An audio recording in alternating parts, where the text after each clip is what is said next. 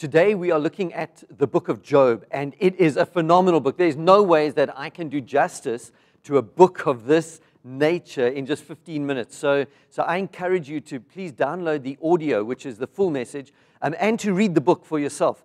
But let's just dive straight into it, because in the book of Job, the deep philosophical questions of life are dealt with. Questions like, why are we here? What is life all about? Where did evil come from? Why do good people suffer? What is God's involvement in the world? And is God actually interested? And does He care? How much does He care? Philosophers throughout the history have been trying to answer these questions. And these are the questions which we find in the book of Job, but we may not necessarily find the answers. But if you understand the theology, perhaps you won't be asking those questions. Right in chapter 1, verse 1, we read this. There once was a man named Job who lived in the land of Uz.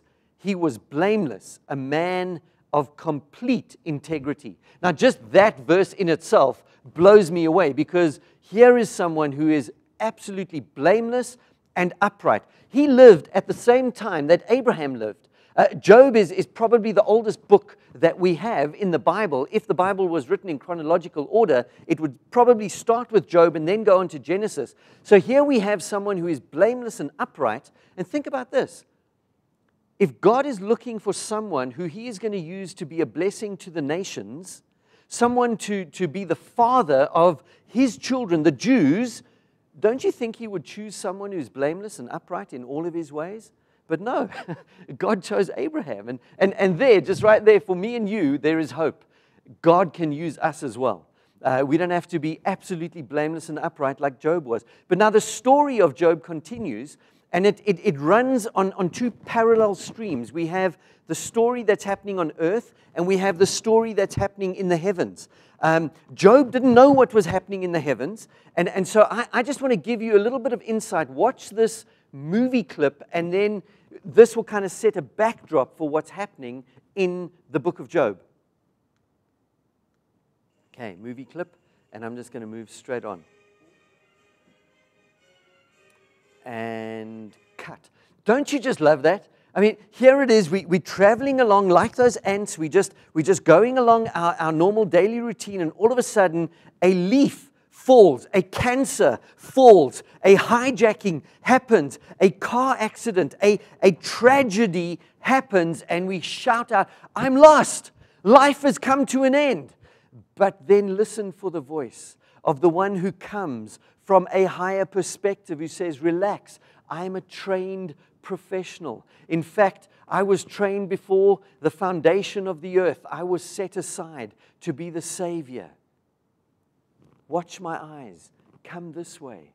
You see, that's the kind of perspective that we're going to get from reading the book of Job. Job was just carrying on his normal day-to-day life, but then you and I are given insight into what was happening in the heavenly realm. And so here's what happened, is that Satan had to appear before God like he had to do on a regular basis, and God asked him, "Satan, where have you been? What have you been doing?" And you can kind of get the picture. Satan sort of, "Sir, I was going to and fro and just kind of doing this, doing that, not too hectic." And God says, "Have you considered my servant Job?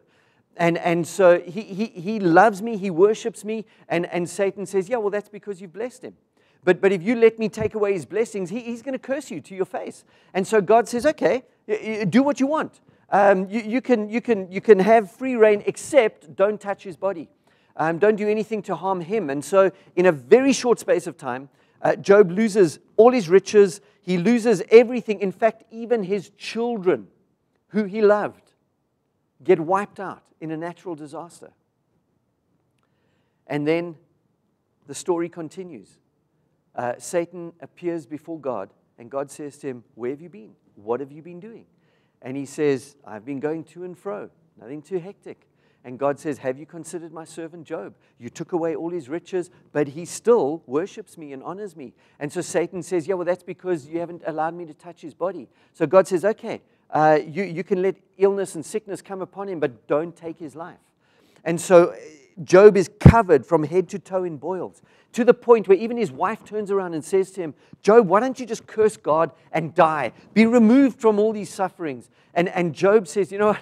You're speaking like a foolish woman. Even if he slays me, yet I will continue to worship him.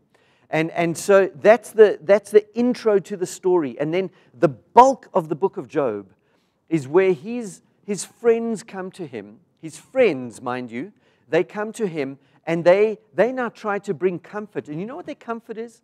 They say stuff to him like, Job, you know why what's happening to you is happening? It's because you must have unconfessed sin in your life. Why don't you get your life right with God and then blessings will flow again?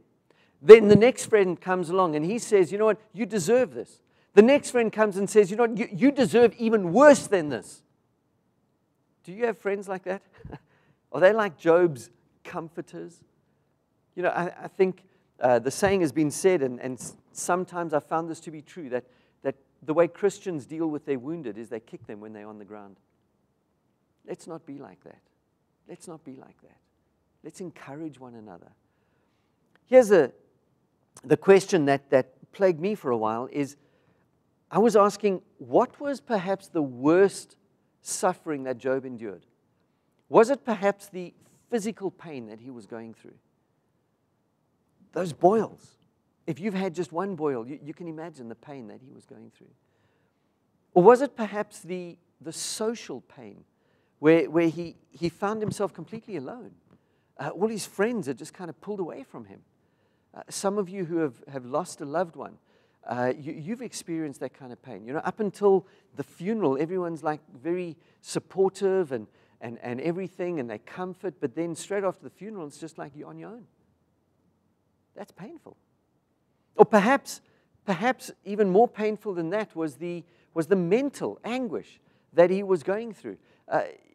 And if you've struggled with dealing with tragedy, then you'd know what it's like to lay awake at night and, God, why is this happening to me?